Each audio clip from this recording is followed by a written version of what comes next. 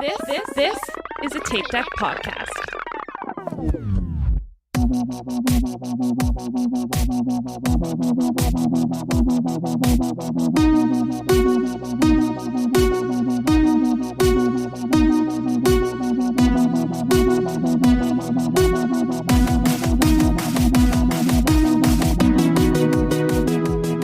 Hello, and welcome to We'll Run For. This is your host, Tom, and with me, as always, are Erin. Hello. Michael. Hello. And Diana. Hi. Howdy, y'all. I'm never Wow, that ready. was really low energy. Like normally we're laughing and woof. We used all our energy. We used all of our energy for the Run, Eat, Drink podcast. Yep. They Gone. they deserve it. It's They fine. did deserve it. They- I agree. They get the A game, the A team. Yeah. Mhm. We, in case you want to listen, at some point in the month of September, the four of us were invited to be on their podcast, and we had a delightful time right before we were recording this This is with true. Amy and Dana. We love them. No. Yes. They're awesome. Fantastic. So fun. Talking about bling and all kinds of Yep. things. And And so now you can get our B game. So how are you two? It's been a little bit of time. Yeah, we haven't recorded in a little while. I think we had a lot after Loopy. We had a lot of like content to be able to distribute, so we took a little bit of downtime. And Michael and I went away, which you'll hear all about this episode, to do Hood to Coast in Oregon. So we are trying really hard to get back onto some sort of like Schedule. semblance of a schedule because our bodies are so out of whack. It's Mhm. so ridiculous. well, because how long was it in between you guys doing your other West Coast trip and this trip? It was like only a couple of weeks, right? Month and a No, half. a month and a half. Like that was What happened mid-July. to the summer? Isn't it Like, weird? You're right, because I could have sworn you were in the Pacific Northwest. Like 3 weeks No, that ago. was the very beginning Like- of July. That's So yeah, I crazy. mean it'd been like 6 weeks. We were there for July 4th. Yeah, so yeah. I don't know. Wow. This summer has yeah. gone by way too fast. Yeah. Like It did. I am It really not- did. I'm not ready for it. It's Cruel. yeah, we have Cruel back to summer. school all happening, and it's just it is very strange. Michael and I are about to go into like our wintertime funk where we're just like Oh God, help us! cranky and Oh no, cold. It's And coming. we're not ready for that. How is that It's coming. different than the summertime? I don't know. I had a little bit of a meltdown on I don't know if it was like last Friday, but I noticed it was getting dark at like 8 p.m. and I had like a fit about it. Yeah, actually, that was something at being out in the West. Was I Further said? north, yeah. Yeah, I did say something about about it getting dark, and they were like, "Oh no, you'll be fine," because I was running the 8:30, like it was going to be like 8:30 at night when I was running, and I was, "Oh, it's going to be so dark," and they're like, "No, there'll still be a little bit of daylight." I was like, "Oh, right," because I'm in the Pacific Northwest. Yes. Yeah. So, yeah, we're struggling this week because between the actual West Coast part of it, we were also up and awake in a van for 32 plus hours, and then didn't even go right to sleep afterwards. And then we took a red eye home And and went went straight to work. And so our bodies have no idea what the hell is going on. Yeah, it's been a week. I know there would have been no way. There would have been no way I would have went straight to work. I feel like 5 years ago, I was going to say like 10 years ago, maybe 5 years ago, I couldn't do that. Right now, I could not. I'd be like, I've taken off 2 days of work when we get home. I would say that we would never do it again. Yeah. I think both of us, because of the amount of time we've taken off this summer, Yeah. for various other things, and then we still have some other things coming up in the fall, some long weekends that we're hoping to do. We were trying to minimize the amount of days off, and we needed to fly out sooner because it's a team event. Mm. And so it's a little bit different. Like if it was just a race with us and you're going and you don't make it on time, it's like whatever. But when you have 10 other people relying on your arrival Yeah. and there's flight delays and flight issues, I think we were a little nervous to not be there on time. And so we took the extra day on the beginning end. Yeah, what have you guys been up to? Oh, I did want to mention that as of this recording, Taylor Swift announced her concert movie, and we've got tickets. Well, that's better than what I was going to say. I was going to say that happened this morning. Christy and I were on high alert. We handled it. What I was going to say is this past Monday, episode 3 of the 4-part series where Tom takes a downward spiral during the Inside the Runner studio came out, and I listened. That was Linda? That was Linda. Oh, It was. Little baby Linda. I love Linda. And man, it just keeps getting more and more embarrassing. I feel like it's gonna get better, and it doesn't get better. Yeah. Oh, I do. I man. really, really like her. I was so happy I got to meet her at springtime. I was very glad to She's spend awesome. time with her and her hubby. She says that she blacked out for 90% of it and doesn't remember any of it. So when she was listening to it, it was like all brand new to her. Oh, Same girl, same.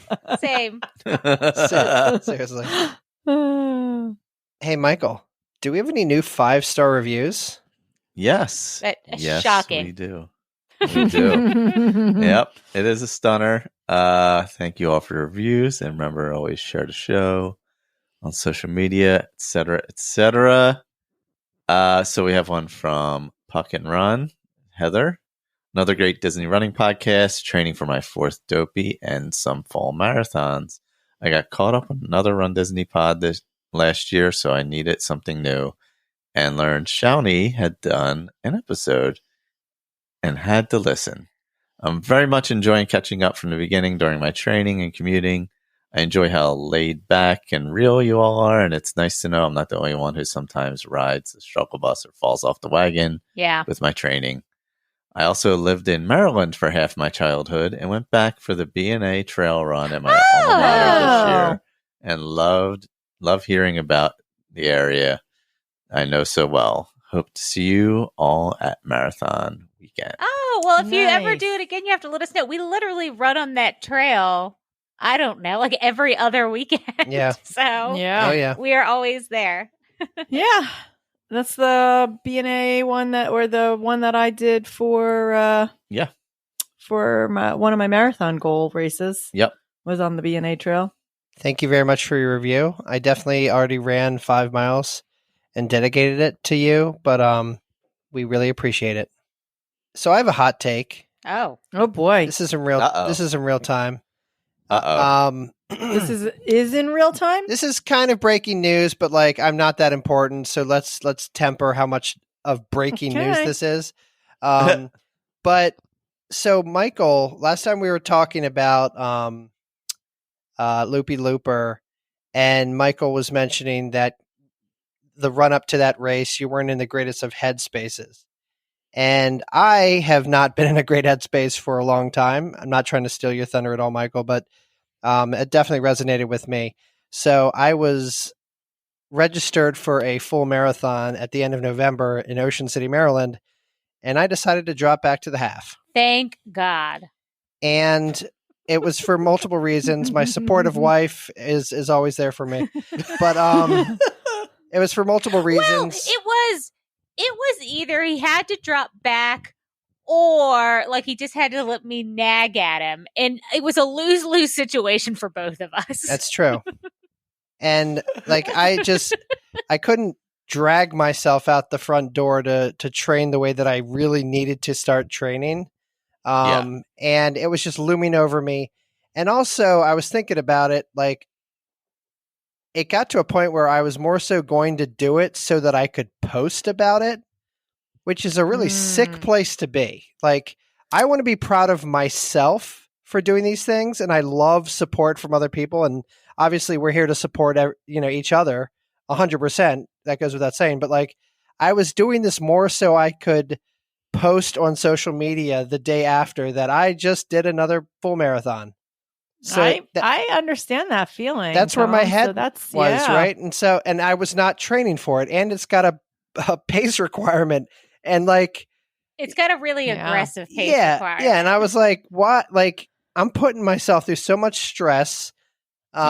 Just make that decision because Yeah. I want to do it when I feel like I want to do it for me, right? I was going to ask this question, so I'm glad you addressed this. I was wondering where you were with this. Yeah, so that's, I mean, if you call it breaking news, that's what the breaking news is. But like now on my race schedule throughout the rest of the year, I have a handful of halves, a bunch of 10Ks and 5Ks and stuff like that. So, Well, more. I'm proud of you for making that decision, because I feel like sometimes that's just as hard as actually doing it.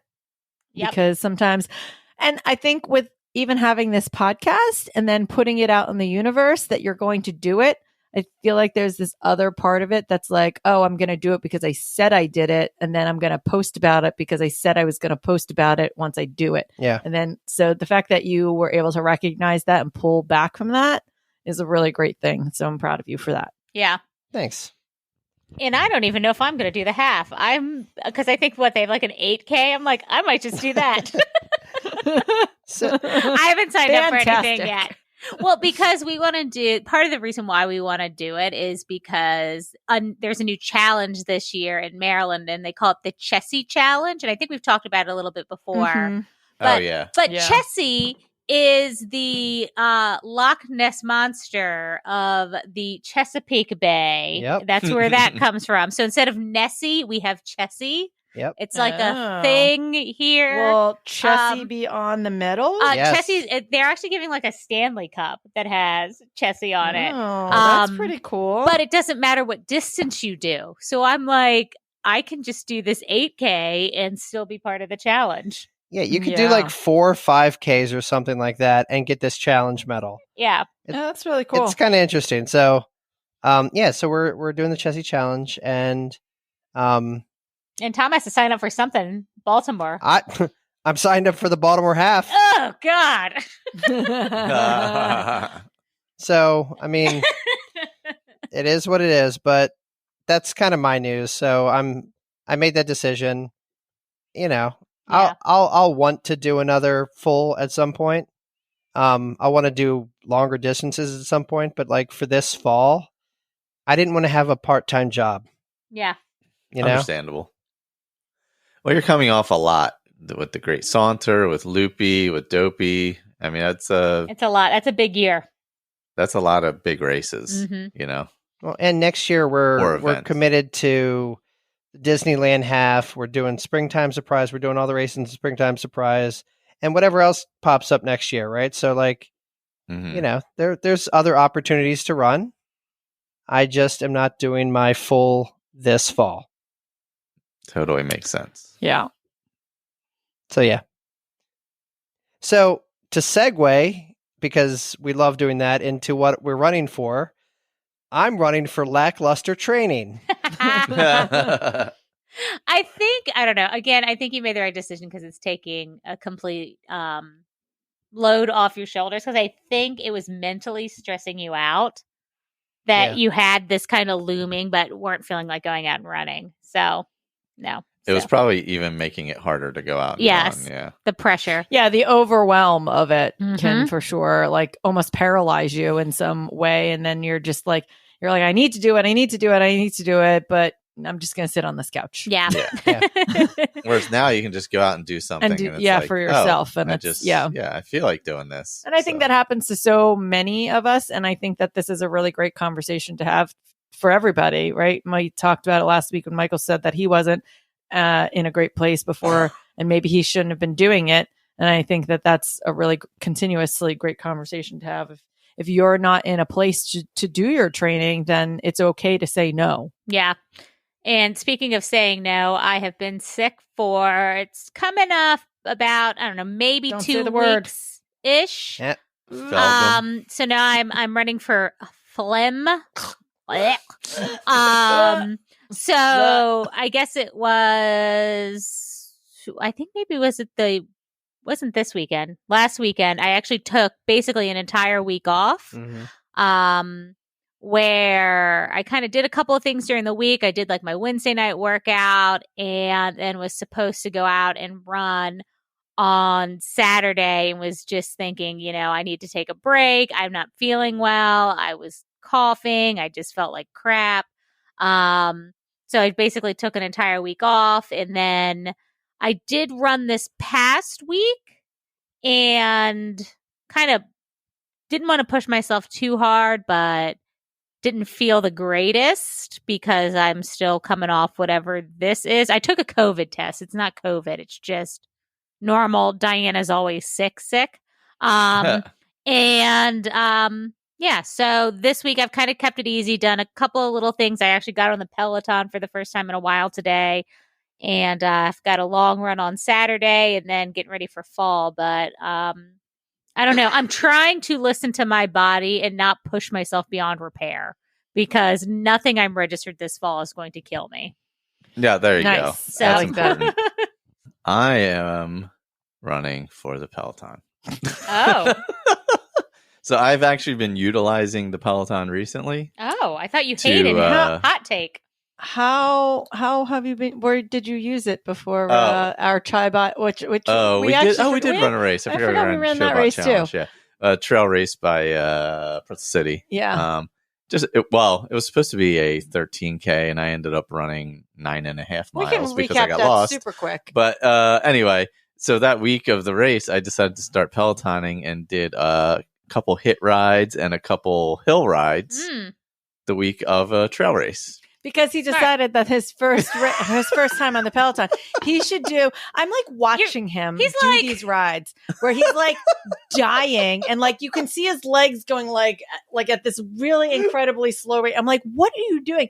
He's like, a hit and hill ride. I'm like, we have a race this weekend, and then he did like 3 or 4 of them. And then he's like, I just want like my taint to be destroyed before I get out here on these trails. Like, let me just get on this. And then he went for a casual 13-miler the day before the race and was like, man, my legs are really dead.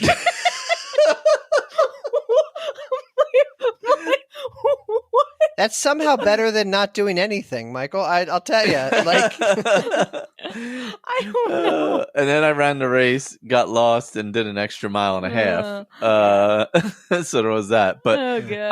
I am now utilizing the Peloton to take some, especially like right now where I'm kind of hopping race to race to race after at labor pains, then Chobot, which wasn't really race, Hood to Coast, which we're going to talk about, and then we have labor pains this weekend. So like I don't want to do a ton of running in between. I want to let my legs recover. Weirdly, I'm going to be smart. And I've been using the Peloton to do it. I did learn to do easy rides, however. I was going to say, I'm going to be smart and do 3 hit and hill rides before.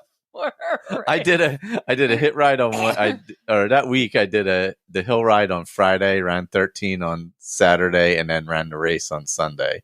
And I was like, wow, weird. My quads are like dead. I can't. You're like figure this weird. out. It's like different muscles in my leg. But since then, I've learned to do easy rides. Yes. They have those. Yes. I do those a lot. I'm always like low impact. Like, how about a low impact ride? He's like, there's low impact. I'm like, yes. So I did some low impact. Oh my gosh. How's that sound? He's learning. He's learning. Yep. Growing as a Pelotoner. Do you have a favorite instructor? I only use one instructor. Oh. can we hold on? Can we guess? It's not, Sure. but there's not even a reason. It's just, it was the first instructor he ever used. Samuel and so he Yo. just, Yes. it really is. Really? It's because it was the first instructor he's like, oh, he's kind of chill. And he's very chill. He's too chill for me. Sam That's Yo. the only one I use. Yeah. So that's all I use. That's so Yeah. funny. Yo. What did I say the other day to Tom? Oh, because I did a Bradley ride, and I he's not my favorite, but I do like him. But I said to Tom, I was like, he looks like the kid in class that would remind the teacher that she forgot to assign homework. Yes, like he gives me that vibe. Like 1,000%. That's Oh my right. You God. cheeky little thing. Yes, he gives me, definitely like, would be that guy. vibe, where he's like a narc, where Yeah. he'd show up somewhere and I'd be like, God damn it, Bradley's here. Like, Well, party's over. Oh, God. All right. I need fun run over. Aaron, what are you running for? What am I running for? I'm running for the runner's high. Oh, Ooh. I have been feeling really good. And so I'm just going to keep chasing the runner's high. We did do that race. It was a pretty good race for me. I mean, it was an average race, but it was also average for me is very, at this point, like the best thing that one can hope for after the year and a half that I've had. And we'll recap the Hood to Coast, but every one of those runs went way better than I expected. For each, I went above my predicted times. And on the last one, I probably spent like 50% of it crying because I was like, I can't believe I'm actually running. I don't know, a year ago in my brain, I was just broken and never going to run again. So I'm just chasing the runner's high for right now, doing as well as I can for as long as I can, and running kind of race to race right now.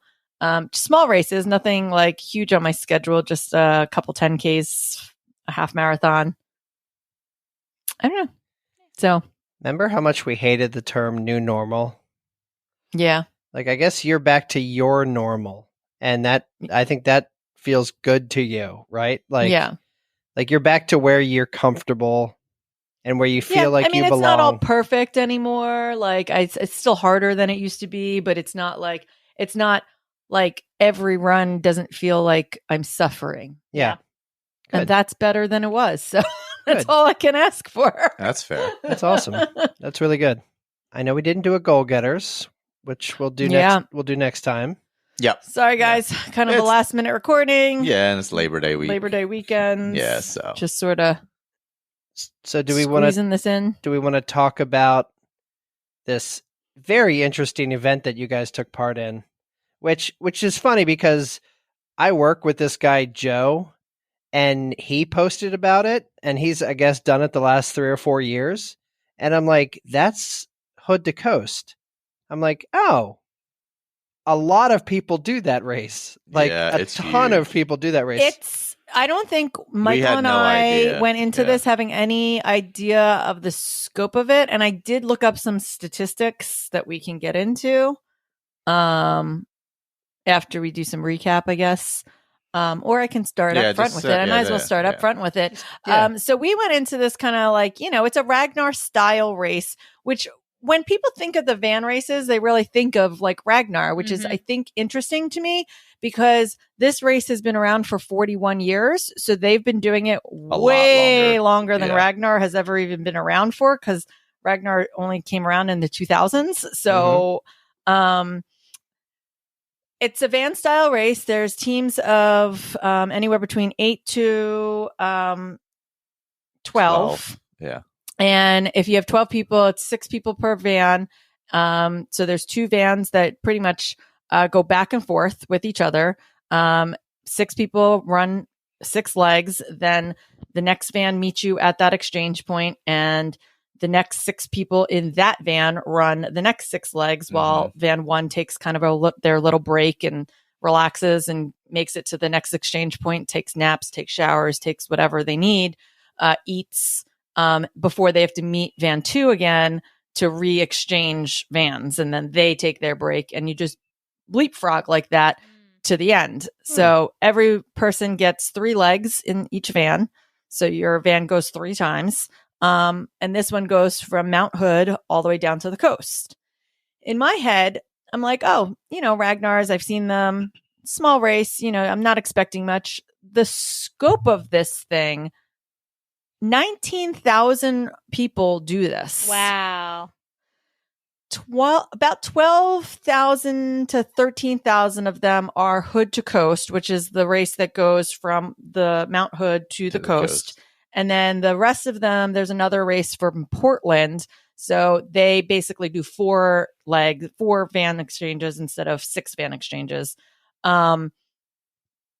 So it's a little bit of a shorter distance. And then the rest of them do that. And there's a walking race as part of it too. You can walk from Portland to the coast.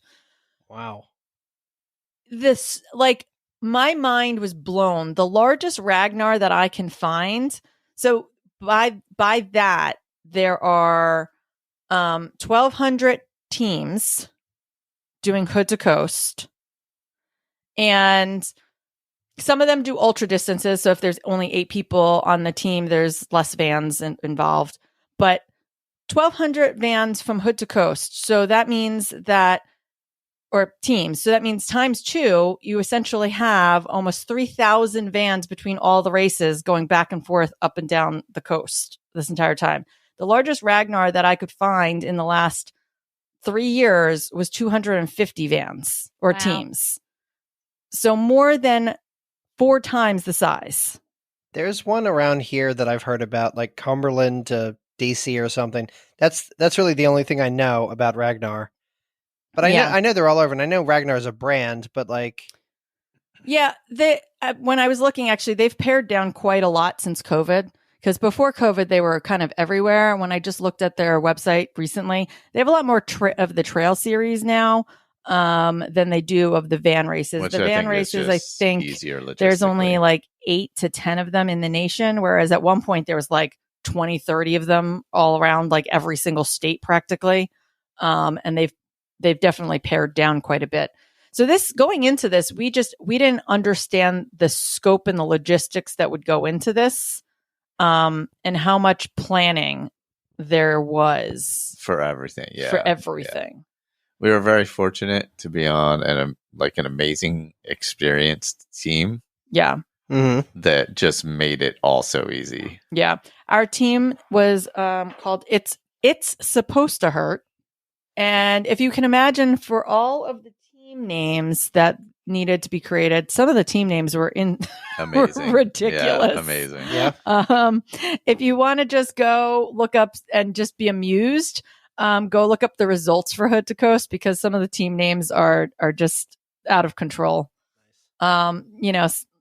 Chafing a Dream. Mm-hmm. Oh, I like 9 that. pink tacos. 9 pink tacos. Oh, They were an ultra team. They were an My ultra word. team. so can I ask like just some general Abs- questions? Yep. So there were 12 people in your team. Yes. On average, how many total miles does each person complete? Like 15 to 18, something like that. Okay. Yeah. 16 to 18, something like that. Yeah. There's a lot more elevation on this than I think there are also on some of the Ragnars, or incline or decline. I started, so Erica, who is the podcast listener, shout out to Erica, and Melissa Harrell, who was unable to attend this year because she just found out that she has to have knee surgery. Ugh. So, yes, she wasn't able to attend. But Erica was on our team. They invited us out there. She did the first leg, which was like 1,800 feet of descent. I did the second leg that was like 1,500 feet of descent with no up, just straight down over 5 miles. It's a lot. Yeah. Whereas, Because you start out at the top of the mountain. So yeah. you're just like humming down. Them knees. And then Michael did one of his legs where it was like, 800 feet up? Oh, yeah. My 700? third leg after. So my first leg was like 300 feet down, 300 feet up. And then second leg was dead flat. And then third leg was like up 700 feet, down 600 feet. Yeah. Like literally up for 3 miles, 3.5 miles, down for 2.5 miles or whatever. So the legs might not be super long, but there was a lot of other challenges throughout the And you're the running on legs. like live roads. You're running on the shoulder of roads. Some of them are tight, some are wide. There were some areas that were a bit off the road on paths and stuff. But for the most part, you're on the road. Yeah. So it's 36 legs total? Yeah, Yep. 36 legs total. And we had the fortunateness to start at 8:05 a.m. Which was great. So the scope of this thing really is so large that the first team starts at 2:30 a.m. Then they send out people. It's like 10 to 15 people for each start line. They send out people every 5 to 10 minutes. So mostly 5 minutes, because I was looking at the start times. And then every so often there's like there's like 2 10-minute gaps, I guess, to like help spread out the vans a little bit more. And then they run like from 2:30 in the morning to pretty much 1:30. So In the for afternoon, 11 yeah. full hours, they're sending runners off that's how many people there are. And they're trying to space them out so that you don't have too many fans coming into all the exchanges. And it's a logistical nightmare. It's insane that they are able to figure this all out, to be honest. Yeah, it was amazing because they really spaced it out well. I mean, there are obviously places where it gets crowded and stops where it gets crowded and things like that. Like the exchange points where you meet up, like they can get crowded, but there's no way around that. But it wasn't like it never felt like out of control, you know? So they did a really good job. Yeah. So the first runner goes, they end up at the exchange point. The van from the start line drives to the first exchange point. The second runner pretty much gets ready to go. But there can be like a decent amount of time in between because depending on the legs, some of the legs were like 7 miles. So some of the time you had like over an hour to get to the exchange plus a little extra time, like time to just kind of mull around until the runner's coming in. The really cool part about having an experienced team was that prior to the race, Erica, the data nerd, put together an entire spreadsheet. So basically, we were able to put in the time we thought each leg would take so that each van would know around what time to arrive at all the different exchanges, especially the exchanges where both vans needed to meet up. And in the end, across 36 legs, we were only 45 minutes over our expected time. Wow. That's awesome. So a minute. And that was only because it got super hot. Yeah. Yeah. So there was the day during the day, the first day, it got real hot. So that was pretty much where we lost all the time. Yeah. And that was it. Yeah. I thought it was 30 some minutes. Thought it was in the end because 45 we cut off time, but I don't know. Yeah. I think we were supposed to come in at 4:15 and we came at 5 o'clock. Yeah. It's close enough. So, and that's kind of how it happened. So it was like, runner 1 comes in, runner 2, there's a slap bracelet, like literally like what you think of the old school, like slap bracelets. And that's what you hand off to the next runner. And so the second runner starts, the van takes off to go to the next spot. We had dedicated van drivers for our vans. So that meant that none of the runners had to drive, which not all teams have that advantage. Sometimes they have to rotate the runners driving as well. But we had a dedicated van driver. Our van was Kurt, who is Erica's husband. Mm-hmm. And he was also a fantastic crew. Yeah, amazing. He had ice ready for us every single time we pull everything. Every time we'd pull the van over, he would open up the coolers, open up the food, ask you what you wanted for when you got back from your leg. He was great. Is there something up with the name Kurt and being just a phenomenal crew? Maybe his body? I don't know what word I want to use. Was he banging? Was it tight? Was it tight? Because Diana or Tom called it tight. It had a tight bod. I'm just saying. We didn't get to see Kurt's tight bod, but I'll ask Erica if he's got a tight bod. Check with Erica. He's a mountain biker. Yeah, competitive mountain biker. Well, then so I'm assuming he might have probably. I'm assuming he's probably a specimen. Assuming he has a tight bod. It's fine. He was fantastic. Our van was Erica. We had Tim. We had Julie. We had Christine. And us too. Yeah. And it's incredible spending 32 plus hours in a van with these 7 people. You really get to know each other. Mm-hmm. I mean, it was just like, I don't know, like I don't know how we could have gotten any luckier with team, with, the people were amazing. Everybody was amazing and nice. Obviously, we knew Erica and met her before at the meetup in Disney and all that. But like just everybody was just amazing and welcoming. And yeah, I mean, Tim picked us up from Portland. Erica was supposed to do it. And then it just turned out that Tim kind of worked close. So he swung by our hotel, picked us up. The night before, we spent at his family's cabin, kind of like about an hour from the start line. And he made us all dinner. Like he made a big pasta dinner and like it had beds for everyone. There was 14 of us because this family cabin was like 2 cabins plus a yurt. Oh. That had like 8 beds in it. Right on the river. Right on the river. It was amazing. And he bought like pancakes and like food, like everyone made pancakes in the morning for everyone. It was incredible. Yeah. And then we were an hour from the start, and it really worked out very well for us because it was also a half hour from where the first exchange point was. So we did our legs, all 6 of us, and then we went back to Tim's cabin. We're able to shower and reset everything before we went to our next exchange point, where then we were going to have to bring everything we needed for the next two legs plus where we were staying at the end of the race. Yeah. But it worked out really nicely because we actually got to like sit, relax, eat food, take showers, and completely be fresh before we went out for our next set of legs. Yep. How much time between the first runner and the 12th runner do you think? About what did we do? 30 hours? It was like, it was 32 hours and 50 minutes. So 11 hours ish. Yeah. 10 and a half to 11 hours.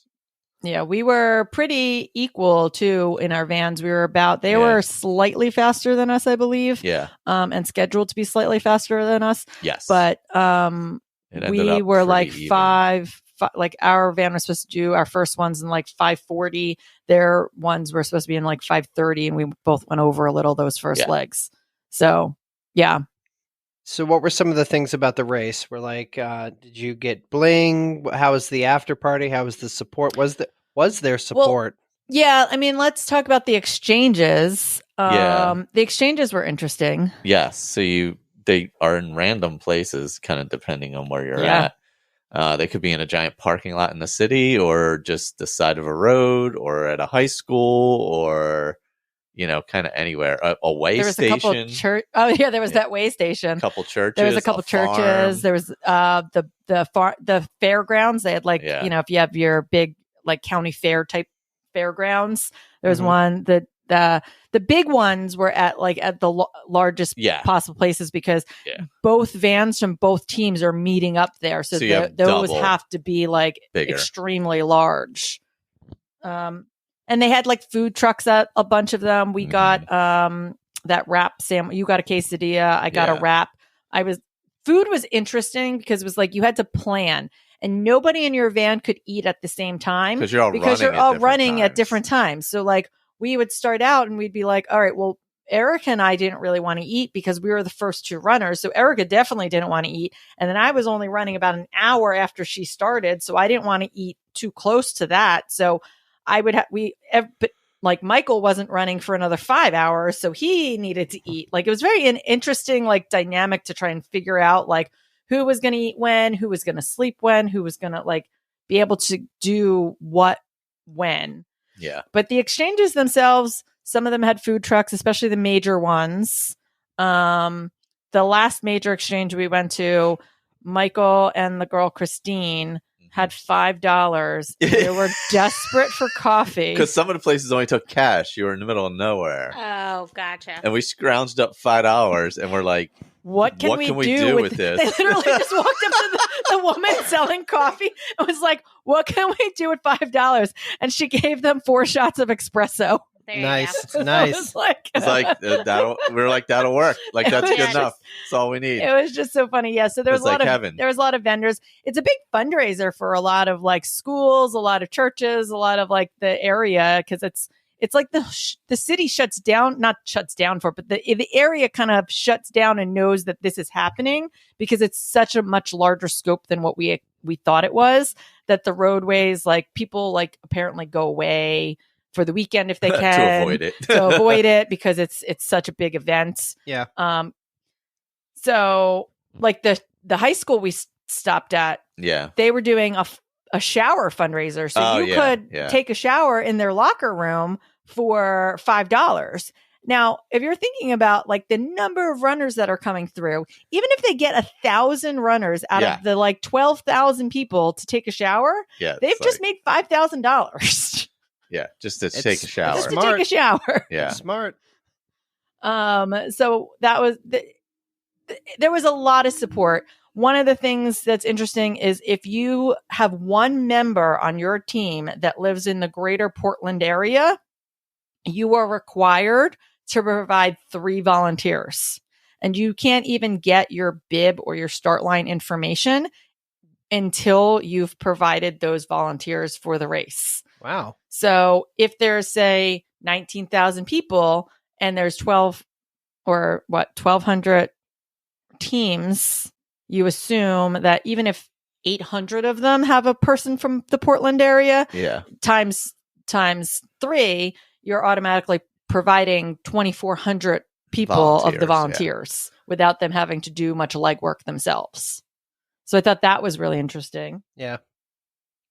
So we had 3 volunteers, which I was very confused about when Kurt was like, "Oh, that's our volunteer," and I was like, "Our volunteer?"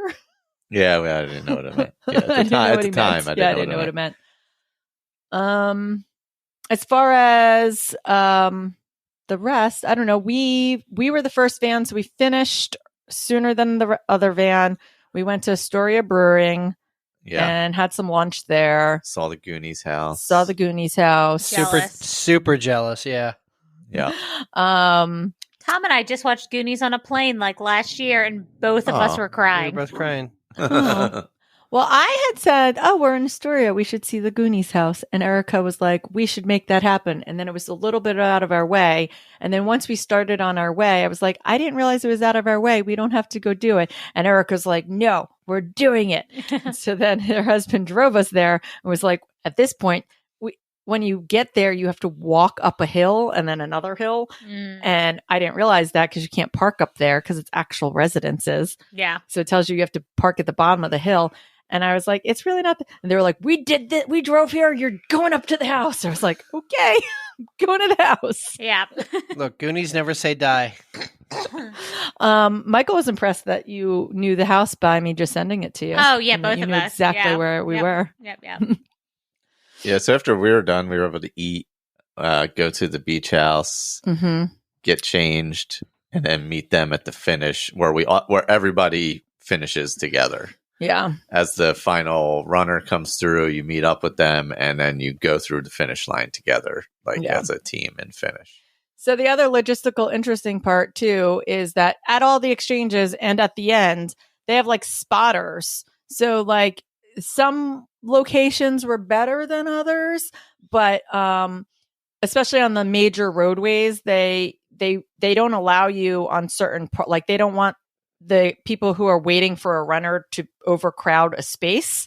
So oftentimes there'll be someone up the road with a radio that's reading bib numbers so that by the time they get to the exchange, their runner is waiting for them inside of like the little cone area of where they're going to come through, because otherwise everyone would be waiting and it would just be too many people waiting for their runner. So you'll hear like 363 and you know that you have like a minute to get over into the like little exchange area. Yeah. And so but there are times like at the van exchanges, especially one where we slept, there were people like waiting and waiting for an exchange because like the other runner was sleeping or wasn't there yet.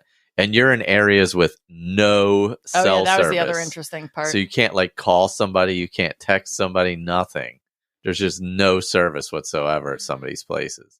So you're just like guessing. Erica had made a spreadsheet for us where we put in all our times, like we were saying, and we just stuck to that. And you're only talking about 10 minutes one way or the other. We, on a single leg where we would have been off. So that helped a lot. Yeah. And so with that same spreadsheet, we were able to put in, so it was the time of day we thought people would start. And then we would text each other in the group as best as we could up until we couldn't text each other anymore when that runner actually started. So when we lost service, we knew that we were about 30 minutes behind schedule and that there was probably no way anyone was going to be able to make up that time based on like where we kind of were. So we knew that like, okay, runner 12 was supposed to come in at 5:45. And so we knew to be in that area by like 5:30, and that would still give us that normal 15 minutes plus the extra 30 that we had given ourselves as cushion, or that we had gone over. So having an experienced team that had all of that sort of prepared, and the lessons that they had learned, because like even last year, Christine had gotten left at an exchange for almost a full hour. Mm-hmm. Yeah. She was waiting in exchange for an hour. Because they went to the wrong exchange. Because they missed one. They like drove past the exchange they were supposed to go to. And somehow missed it. And there was no service. And she didn't even have her phone. So even if she did have her phone, she couldn't I think she ended up calling her husband somehow. Yeah. And then the husband ended up calling Erica, who was in a different van altogether. It was like this whole thing to try and figure out what happened to the van. Yeah, yeah. But yeah, at that one exchange, especially at the fairgrounds, there were all these runners just waiting at the top. Just, waiting for people. Yeah. And I think it's because that's a major sleep one. So there's just people who you fall asleep and don't wake up. You don't wake up. Yeah. you miss your runner. Yeah. And then you have people who didn't estimate their times right with the race. And actually in this race, there's because it's so big, there's penalties for coming in too early or too late. Because they want to know when you're, so it's easier for them to figure out, and they can space the after party out and all that kind of stuff. Yeah. And so there was we were talking to people who were staying across the street from us at the beach area, and they said that their runner came in 4 hours ahead of when they were supposed to, because they just totally miscalculated how long each leg was going to take them, and they went way faster than they'd planned. And so they sat at the beach house for 2 hours before they went to the finish line. So his last they didn't leg, get penalized. So they didn't get penalized. Oh my God. So my question is there a time limit, or is it you give them an estimate of how long you think you're going to take? I think that there is a limit. When we went to the finish line party, the four of us, so some of the girls went out pretty late. There were still runners coming in, and that was at around 8 p.m. 8 p.m. So I thought that you were supposed to be finished by 6-ish, but there were still a lot of teams coming in at 8 p.m. So I'm not actually sure what the official cutoff is, or if there is a cutoff, or if they just let them continue. I actually don't know the answer to that. Gotcha. But you do put in your estimate, what you believe your estimated time, and that's how they sort of sort through the logistics of who's starting when. The fastest teams, the top 25 teams all started at 1:30 p.m., which is why we got passed through the entire night. Yeah. Because they were the last to start, but then they were the first to finish, which is insanity. Yeah, because you have these elite college runners, elite track runners. Yeah. Doing this thing. So in the middle of the night, they're blowing by you. I will say 5-minute miles. Route 30, my second leg, it was 86 degrees when we started, and it was 8:30 at night. I was so hot. I was so annoyed. My heart rate was terrible. We were on this dark road that was just this straight line, that Route 30, that was the most boring road that's ever existed. And it was really disheartening at some points, because it was when all the fast runners were coming through that had started at 1:30. And I was just getting blown by I don't know, at least 50 plus people blew by me, and not in a nice way. Oh, they were killing people? And they were it was tractor trailers are going by you. You're on this tiny shoulder. I'm trying to make sure I don't die. You're going the way where everything's behind you, because it's a major highway. So they didn't want you going they wanted you going with the traffic. Mm-hmm. So oil tankers and all these things are blowing by us at stupid speeds. It's already terrifying. And then there's these runners just flying by you at the same time. And you're just this is stupid. Mm-hmm. That was probably around Portland were probably some of the worst legs. Yeah. Yeah. Just because of the congestion and stuff. But, yeah. On either side of that, we're pretty good. Yeah. My last leg was amazing. It was through some farm fields. Yeah. It was rolling hills. I didn't love the rolling hills part of it, but the rolling hills made it really pretty. There were cows. There were mountains in the background. Yeah. It was just very, very pretty. Yeah, my final leg was up and over the coastal range, so it was kind of like that rainforest look, and it was just really, it was nice. Yeah. And my last leg, I think that I was running faster than I thought I would the entire time. And I definitely had like that those moments where I kept getting really choked up, or I would cry a little because I don't know, like I do think to myself, like a year ago, I didn't think that I when I was asked to do this, even a few months ago, I was still thinking to myself, will I be able to do this for this team? And it's hard because this is a team event. And even though no one actually cares about your pace, and no matter how many times like people would talk about their pace and I would be like, no one cares. This is like a, for fun. In my head, you still don't want to let your team down by either not completing your leg or going much slower than you had planned, or like, so that does get in your head a little. But I felt good. That leg went surprisingly well considering the 2.5 hours of sleep I'd had. And I just felt like I didn't want to take the moments for granted because I've taken so many other moments for granted in my run life. And now that I'm back, it's like I wanted to soak in every single possible second of that last leg because it was just beautiful and I felt good and I was just out there doing it. Yeah. Well, it was fun following along with you guys. Like I think we were both happy that you guys were posting because it looked like an adventure. Yeah. Mm-hmm. I highly recommend it. I mean, it's hard to get in. Yeah. But so one of the other things with the whole like coming in on time, one of the theories amongst the Hood to Coast people is the more times you do it, the more likely you are to get in, the more accurate you are with your time, and being a reliable team is also important to them. So like they see your name pop up again, your team's name pop up again in the application process, they're more likely to take you if you're reliable. So that's like the theory. Anyway. That's a theory. I don't know if it's true, but like 3,000 teams apply and only 1,200 get in. Yeah. So like they've gotten in for a bunch of years straight. So for some reason, so there has to be some kind of reasoning. Yeah. It's definitely one of my favorite running race experiences. 2:30 a.m. Michael turned to me and went, "Oh yeah, I was like, I don't think van races are for me." It was 2:30 in the morning. I think it was after my second van races. Van races. Van races. Because we were in a I don't think what's a man race? 7 adults in a minivan for 32 hours. He was like, I don't think I can do this again. I can't. This isn't for me. I'm done. Yeah. Yeah.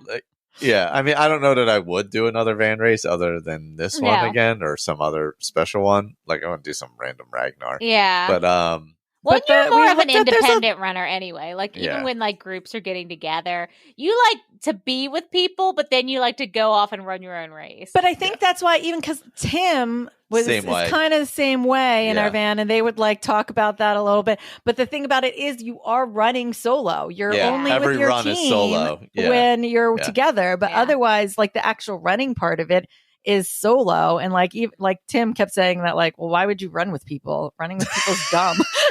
So like Michael and him had this little bond of like, running with people is dumb.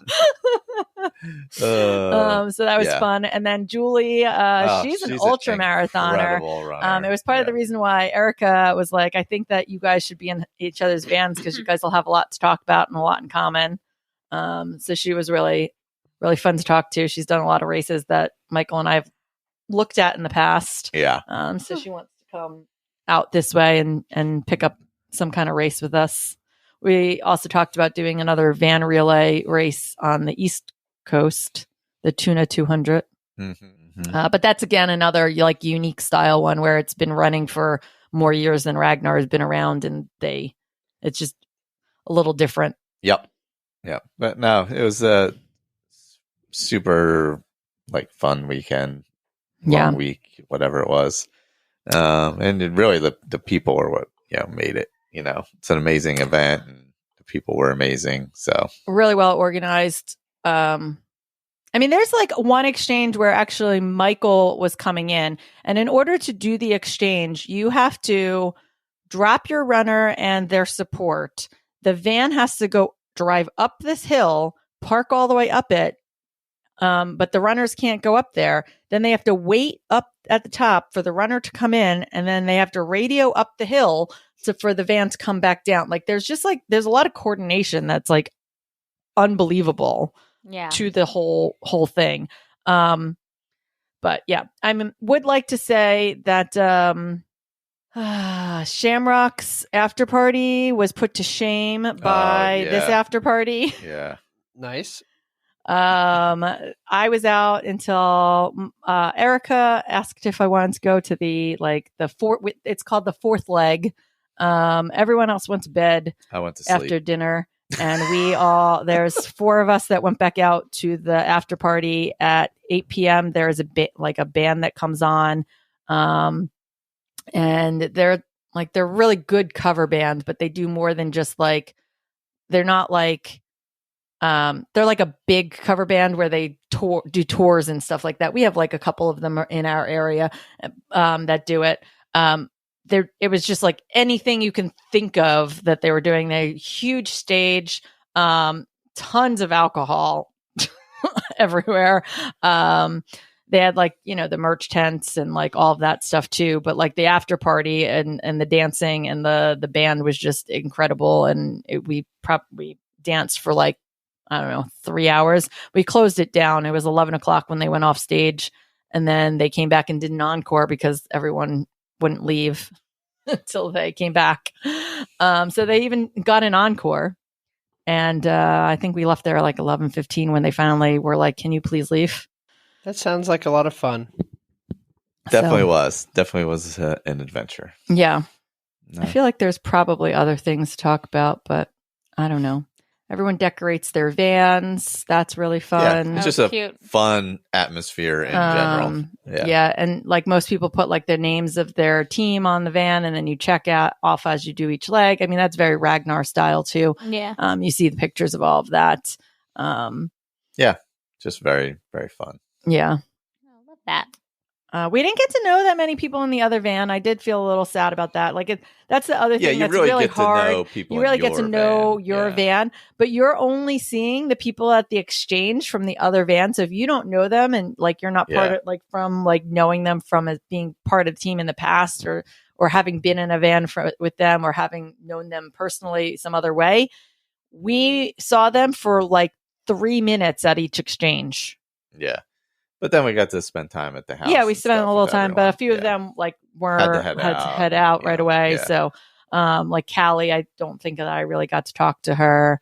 There was a guy, Ian, that other than him being stupid fast, I know nothing about him. But shout out to them anyway. Nina, Misty. Oh, Misty, who took a shot of whiskey. This is a story. As she's coming around the turn to one of her exchanges, she heard somebody say Misty. It turns out the guy said whiskey and handed her a cup. So she thought they said Misty, and she's like, Misty here. Yeah, and handed her this cup. She takes it. It's whiskey. She thought it was water, and she's still running. And so, like, she turns back and she's like, what was that? And they were like, whiskey. So she misheard them say, and then just Misty. I love downed it. Yeah. And then she had to go to the porta potty to throw it up. Oh, my God. Because it was like right at the end of her run and she wasn't expecting it. So it was like, that is fire. I love that. Yeah. That is unfortunate. Yeah. If you're not expecting a whiskey shot, and I would vomit. Yeah. Yeah. It's like, yeah. But it was really good. Amy, Lori was their driver. I'm just trying to shout out our team, trying to think of who else we missed along the way. Yeah. Sorry if you're listening and we missed you because we did talk about the podcast a bunch. So Erin did, yes. You mean Michael? What you weren't talking about the podcast? No, the whole time. No, I didn't. Look. I wore the hat. All right. He did wear the hat. I wore the hat. There you You go. talked about the podcast when it would come up. Yes, when it was forced upon me. Oh my God. Aaron, He's the worst. one thing that I Ashamed of didn't us. one thing that I didn't notice is you having the microphone.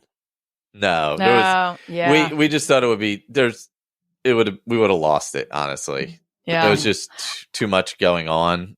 Yeah. It just wouldn't have. Yeah. I thought about it, but it just also, I the didn't know idea of it- anybody, and I was not going to do that with people I didn't know. Yeah, Michael definitely wouldn't have. I would have thrown it out the window. I would have. Aaron would have. But I would have thrown it out the window before we did it. That's not true. But yeah, I didn't want to have to think about it. I also knew that we were going to be awake for 30 plus hours. So was like, just- there's just no way. Like, No. I knew that It could have been a mess. I knew that That killed Diana. I'm just saying. She's back here. She's chuckling heartily. I would have. So funny. I don't know why. What, that he would have tossed it out the window? Just because everything you said about that was factual. It's just it's so funny. He's the joy. Actually, it took I think that like when I would say that Michael we were like on a podcast, I think at one point somebody was like, he's on a podcast because he was so quiet. Like he's a very quiet guy. Like he doesn't like but like you're on a podcast, so people don't expect like when they meet you for you to be like as like quiet as you are. Yeah. And so like when you sit back and you don't say very much, like I think it's surprising to people when you're like, we have this running podcast That's where fair. we laugh and like we joke and like it's ridiculous and Michael's ridiculous. I'm very and then they're jovial. and then they're like, Clearly. are we sure we're talking about the same person? Are we talking about the same person? Very lighthearted. I don't know what you're talking about. I have no idea what you mean. Oh, okay. I would love to do something like that. Like It's Yeah, fun. it It's was a really, lot of really fun. fun. Yeah. especially if it's with people that have a lot of experience. Yes. That's I super cannot helpful. imagine Yeah. trying to put together a team God, and Yeah. manage that logistically.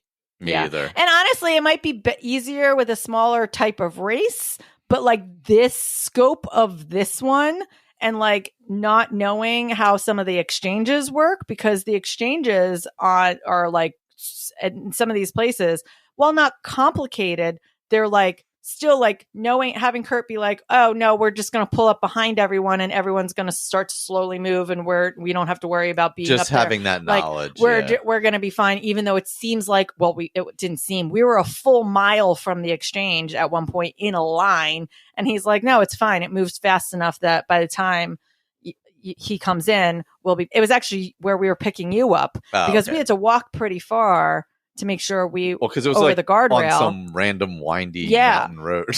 And so, but Kurt, by the time we came back, was the second car. And I almost wouldn't have believed that because we were over a mile back by the time when we had started in that line. So like just having someone know those kinds of things Yeah. Super helpful. so that we Yeah. didn't panic, because I think that like anybody else who's never experienced sitting in the line like that at an exchange may have been like, oh my God, are we going to be able to get to our Are we gonna runner? make it? Are we going to make it? Yeah. Yeah. So Right. experience was amazing. Yeah. I would say it's similar to like, obviously more moving parts, but like what we did at Loopy where, you have people like Kurt running and you running the aid station area that we set up and things like that. Obviously it's stationary versus in a van, Yeah. but it helps having that experience and the people there who know what to do and things like that. Yeah. So, Even just Kurt knowing how to pack the vehicle correctly other to Kurt. know. Yes. Sorry. Other Kurt. The Kurt for Still Hood to sexy. Coast. Knowing how to pack the vehicle correctly, like, okay, all this stuff is going to go at the bottom, and then like you're going to need your bag, so we're going to put that bag there, and then like we're going to hook the cooler 5-gallon cooler thing over here so that I can lift it really easily every single time. Like just like little things like that, just like really helped, helped a ton. Yeah. a lot. So Yep. shout out to our team. It's Yeah. supposed to hurt. Amazing team, just wonderful people. Yeah. Yeah. I would totally do it again. I actually am going to have to do it again because half the reason I You have signed to up be for it. invited to do it again. I've been invited. You've been invited back too. Have I? Yes. I would have to think about it. Half the reason I was going was for Melissa, and she was unfortunately unable to be there. So I have a second reason to have to go back now. There you go. All right. Well, that's our Hood to Coast recap. Michael's done with talking about it. Yes. Clearly. Because I'm going to have to edit this down. Why? That's what I do. It's my job. Don't edit any of this out. Well, we all got jobs to do. That's my job. Oh my Hey, gosh. hey, forget about it. Hey, can we maybe wrap up with something good? Yeah, I'm changing mine. Are you? Yes, because I just remembered, because we were talking about Hood to Coast, Oh, here we go. that I met my musical hero. Oh my god. Yeah, Yes, this. how Hold could I on. have Yeah, forgotten? this should be. Oh, yeah, first of all, Tom was so mad. Can we talk All about right. this for the next So hour? here's what happened. All right, we're walking. So we're in Portland 2 days before the race, and I pull up StubHub. I'm like, hey, what's going on around town? I'm like, oh my god, swell seasons in town. Glenn Hansard, Marquetta Glova, the movie Once, Falling Yes. Slowly. Right before I love Glenn Hansard. I've seen him a dozen times. our last episode, his Something Good was running in Central Park because we were going to go see we saw them at Radio City. them at Radio Yeah. City. So I'm And like, you also oh, had tickets for them in DC. In too. DC, Yeah, yes. you bought both, yeah. but we couldn't go because just timing and all that, and having to fly out to Portland and all that stuff. Yeah. So I'm like, oh my god, wouldn't it be funny if we just ran into him in the city? He literally says this. He's like, oh my gosh, like he likes to walk around the city. Maybe we'll just see Glenn walking around. So we're sitting eating Mexican. and I look up and I'm like, oh, there's Glenn Hansard. He doesn't Across the say this. street. I just see him wave. Oh, I just waved. I was like, He hey. just, hey. And I'm like, who the heck does he know in Portland? And he's like, hey. And I turn around and I'm like, what the hell is happening? He's like, hey, what's going on? I was like, hey, yeah, we saw you at Radio City the other And week. he He's like stopped. He couldn't. He couldn't. like- he didn't hear you the first time you well, said it. like a Yeah. car went by. I was like, oh, no, we just saw you at Radio City. He's like, wasn't our best show. I'm sorry. I'm like, no, it's good. It's good. It's fine. I was like, have a good show. He's like, all right, see it. Meanwhile, I'm still trying to like comprehend what has just happened because Michael is like looking out into the street and my back is turned to the street. So Yeah. like I don't understand what exactly is happening at this point still. And so I'm turned and I'm like, oh my God, he's actually talking like literally what he just said. Like maybe we'll see him walking around the street. It literally just happened like right after he said this. So he went into some like Yeah, he walks around the clothing corner. haberdasher kind of shop, like a hat, like It's exactly the shop that the you kind of expect- shop you would expect him to walk expect into. him to walk into. with the hats Yeah. and all kinds of stuff. Yeah. So And he anyway, bought a hat. after he was in there, and we were like, all right, let's head out. We were going back to Deschutes Brewery. And I said to him, I was like, do you want to walk into the store? He's like, I would never do that. I'm like, no, I'm not going to do that. Are you I would insane? in a heartbeat. I absolutely would He was not. like, I would absolutely not do that. So we start walking. So I'm walking down the street, and I'm like, somebody's behind us. I'm like, that's weird. And I look, I'm like, oh, hey, what's going on? Literally just Glenn Good old Glenn. casually walking behind us. So I just walked with us. We were walking together. Like He was four- going to a 4 bookshop, blocks. and we were going to a brewery. So we were just he was just telling us about like what had happened at Radio City, and and he's like, "Oh, do you guys want me to put you on the list for tonight?" This is where So- I have. Tom, Matt. So And I'm they like, didn't- I have no, because we have to go They to a didn't cabin think- to go to a race. So he didn't think that their show at Radio City went that well. There were a lot of reasons. He talked to us a little bit Yeah. about it. We won't get into that. And he's like, to make it up to you, why don't you come to tonight's show? I can put you on the list. I'm like, Guys. sorry, Glenn. We got to go to a cabin because we're going to be in a van for 2 days. I can't go to your I show. did look at Michael, like waiting to gauge what his reaction was, because I was like, maybe we could figure out how to get There to was this no cabin way. ourselves. No way. Yeah. We had to be at the cabin with our team to start the race. Yeah. Like we had to leave the cabin at like If 6:15. If I knew these people and could call somebody up and be like, yo, look, I can't, I got to do this. But it wasn't people that I knew that were depending on us. And I'm like, I can't blow them off. Man, Tom 100% If- would have blown. I'm just gonna set the stage. If anything remotely like that happens, where you guys are waiting on us for something, it's just gonna be a problem now in our relationship, because we would have 100% gone there and then spent, I don't know, $200 on an Uber to find some cabin in the woods at God knows what time, we would have definitely gone to that show. Oh man. Yeah, I know. Well, because like, and he at his shows, a lot of times when he meets people in town, he'll call them out in the show and stuff. So that probably would have happened. But I wasn't going to abandon people that I made a commitment to. So we talked for a bit. We walked, and I was like, "I hate to bother you. Can we just do like a picture?" I was surprised he actually said that, because I was going to ask for it, because I was pretty sure Michael was not going to. So when he finally asked for a picture, I was proud of him for asking for his picture. And then we joked about being the only bearded white man in Portland. Yes. It's really funny that it's funny, but not at all surprising that he was going from a haberdashery to a bookstore. It was that is a very Glenn Hansard. It was very on brand shopping agenda. Very on brand.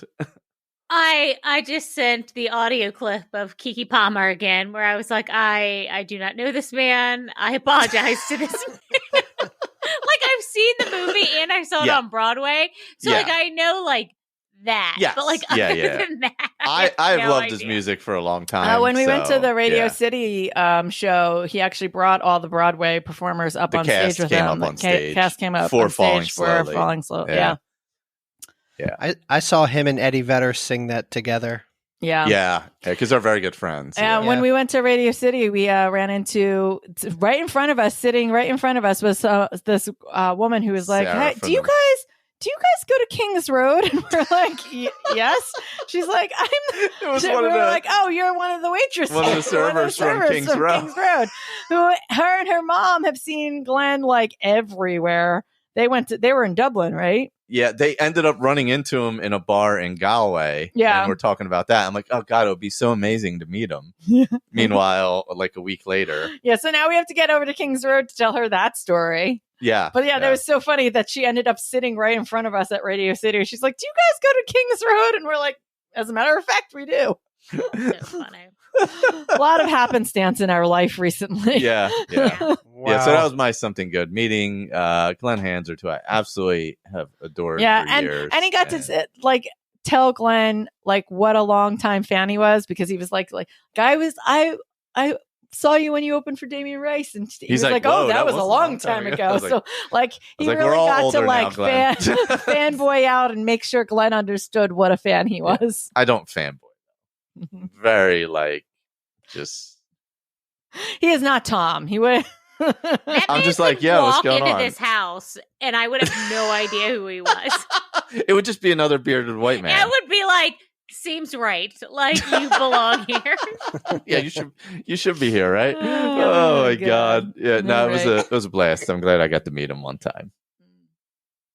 Maybe another time. Who knows? I don't know how anyone's going to top that something good. Yeah, I agree. Yeah, really. I agree. Michael got a dream to come true. God. My something good is a trash TV show. As it should be. The Ultimatum. It is a good show.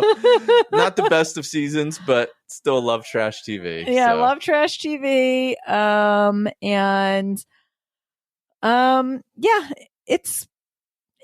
We binged it in like 3 days, so it's very, very bingeable, very easy to watch. The people are ridiculous. Nobody a little less anything. Ridiculous this time around than in previous. I will say, I agree. I think they dialed back plying them with alcohol. I feel like there was less like party scenes and things like that. So I wonder if some of the criticism they've gotten in the past and things, they've dialed that aspect of it back. Interesting. It felt more responsible. Nobody learned anything, but it felt more responsible. I wonder if it's because like Below Deck and all them are like in huge trouble right now. Yeah, I feel like there was definitely a pullback of the craziness. Like it felt like just more responsible. There was still crazy. Don't get us wrong. Oh yeah, there's a couple terrible people on there. Yeah, just like mean, miserable people. Like 2 of them. There was a definite boss babe on there. Oh, I mean, like She's grinding and hustling. hustles and grinds and hustles from 5 a.m. to midnight every day. And then sometimes she hustles some more, and then she'll grind a little bit more before she hustles again. Yeah. And her mate was not hustling and grinding. Come on. So until he started grinding and hustling, she was not going to get married. Well, Because you got to hustle, Because you got to hustle. and then you got to grind. I feel like we those had are that the conversation. expectations. Yeah. We've all been there. Well, and you need a partner Hustling that and grinding. challenges you. You have to have someone who challenges you. That's what we learned from this season. Uh-huh. So unless you're challenging, Yeah, so please start challenging each other. I mean, Tom has once referred to me as an ordeal. Does that count? She is. She's Is that a challenge? challenged. Is that a challenge? I really need someone that challenges me. Without that someone that challenges me, it's just boring. Yeah, it was very weird. I don't know what some of these people are talking about. Yeah. Well, that's fun.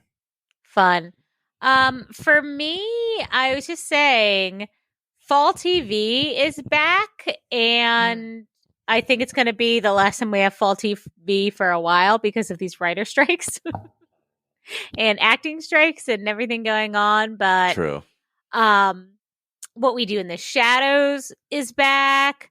Only Murders in the Building is back. Mhm. Just a fantastic TV.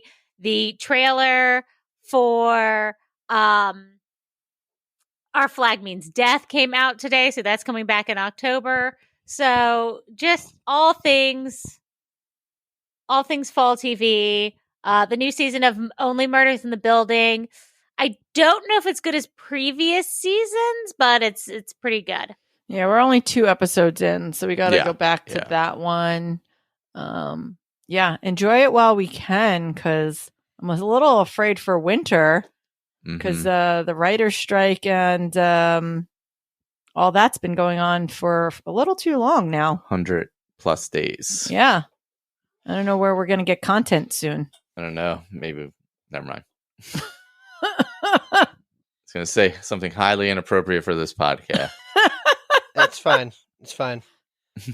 My something good is a show that we binged. There's 3 seasons. It's called The Righteous Gemstones. It's on HBO Max. It's like Yep. John Goodman and Adam Levine. Oh, okay. Devine. Danny McBride. It's so freaking They're like funny. a televangelist family, and it's They're just all terrible. it's just the most ridiculous thing, and it like every season gets more and more ridiculous, but it's really funny, and all of them play really good characters. And they there's learn nothing. nothing. What's the sister's name? Judy, she's my favorite. She's don't- absurd. I don't even know who this actress is, but she's phenomenal, and she's just there's like no redeeming qualities. She's got there's nothing good about her. And they're just all over the top, crazy, like It's supposed to be like Tammy Faye, like Yeah. they're evangelicals, like they own like a theme park. mega churches. Yeah. They're super rich, and they're just It's so funny. it's so funny. So Yeah, I've heard good things about it. Highly recommend it. I don't know why I've never heard of this. Oh, you haven't? No. Yeah, I've definitely heard of it. Yeah, I know a few people who watch it. Oh, it's on HBO. Yeah, it's on Max. My have to favorite pick it thing is like Tom said that it was on HBO, and then Erin goes, "Oh, it's on HBO." Yes. And then like 2 Sorry. minutes ago, I was like, "And I don't think we're gonna get fall TV because of the writers' strike." And then I said my whole thing, and then Erin's like, "And the writers' strike is happening." Look, Connor was talking right there when we actually had a muted distraction. we muted ourselves. What Because- a bunch of assholes! Yeah. We muted ourselves because we were talking to Connor, and so like I didn't actually hear most of what Tom Something Good was. it's fine. We're all friends here. What else you got? Erin, did you go? Yes, I the did. ultimatum. The ultimatum. Oh, that's right. See, like Look. I wasn't No even. better. I wasn't even. I know. I apologize. Well, we're challenging each other. All right, so I'm gonna. Oh, did I guess, mention that Oh. I met Glenn Hansard? who? I don't know who that man is. All right, so in honor of your ragtag group of runners that just completed the Hood to Coast, I'll give a very short quote from Goonies. Goonies, never say die. Shout out to Cyndi Lauper, who has arguably the best theme song to any movie ever in Good Enough. And And who still has an amazing voice in Oh, her, yeah. like, what is she, in her late 60s now? Mm-hmm. She wrote Kinky Boots. Oh, She I won think a I knew Tony that. for it. I absolutely love Cyndi Lauper, by the way. She's also another. Well, everybody, thank you for listening. We really appreciate it. Go watch The Goonies. Go listen to Glenn Hansard and the Swell Season. And go have a great rest of your week. And we will talk later. Whoop. Bye. Goodbye. Bye. Cindy Lauper is 70. I thought she had just turned 70. Yeah, I thought I saw in